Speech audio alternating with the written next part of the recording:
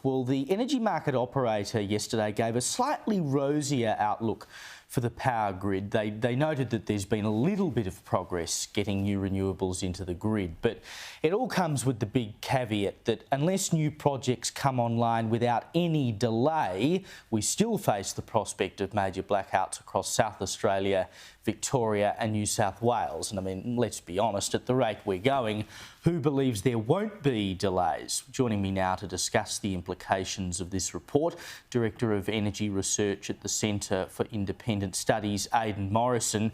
Aidan, welcome. I mean, you know, they say if provided on time and in full, that is what we need to avoid blackouts. But we know the projects that are coming online at the moment are anywhere between 6 and 12 months behind schedule.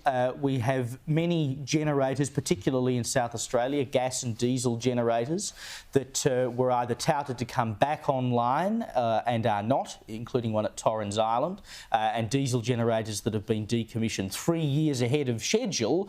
Given the delays we know that are already existing, I mean, how are we possibly going to get them on time to avoid these blackouts?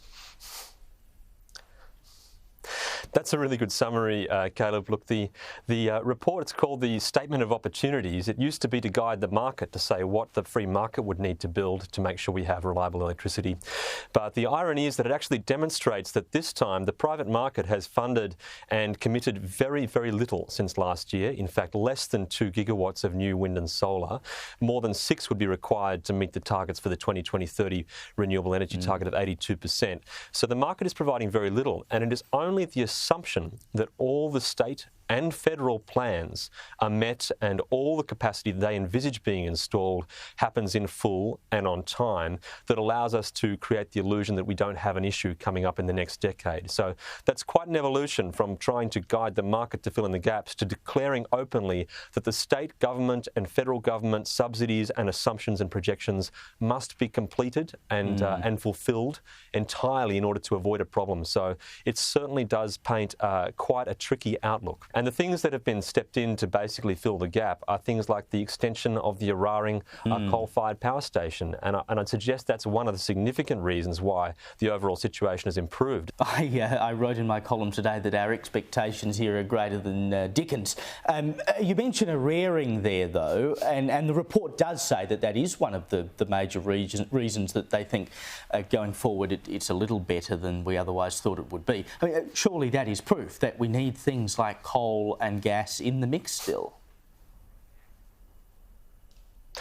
That's exactly right, and that would be my prediction for what happens in the next 5 to 10 years. I think there's a relatively low chance that we'll have very large blackouts because I think there's a very large chance, in fact I think it's almost inevitable, that we'll continue to roll forward keeping these fossil-fired generators online, because as we get closer and closer to the retirement dates we'll realise that that's actually essential. Adding more wind and solar to the system is a very poor substitute for those generators that you can turn on and off at a time that you expect. So I think that's what's happened, and it does absolutely illustrate that point that we are still ultimately reliant on those fossil-fired generators. We're just adding an extra system, an extra supplement to kind of have part-time power to fill in the gaps and reduce the fuel load, but it doesn't ultimately replace those generators. I thought it was interesting that the South Australian Premier Peter Malinauskas hinted at that this week at the Bush Summit. He said, quote, "The nonsense of the climate wars at a federal level has undermined investment, and unfortunately it looks like it's continuing today. That in turn is resulting in an energy-rich country that exports power to the rest of the world, paying a higher domestic power price than the very countries that we are exporting our own energy to. And if that is not the best example of policy failure, then I'm not too sure what is." I think he's hit the nail on the head there, to be perfectly honest. But if he is suggesting that we need to have coal and gas in the mix, he might want to talk to some of his colleagues in the Labor Party about that. I think that's a good point. It's certainly the case that there hasn't been very clear policy stability over the very long term in Australia on energy. However, I wouldn't just purely blame the climate wars. There are actually facts of economics and engineering that mean that we can't expect the market to drive more renewable energy into the system up to 80 or 90% unassisted. And that's exactly what we're observing here, is that as much as we might wish that saying that we want to go down the renewable energy path will make it so, that is not the reality we're observing. So economics and engineering roosters are coming home, and that's why we are not able to simply will and indicate to the market that we should have more renewables. We have to force them in with subsidies.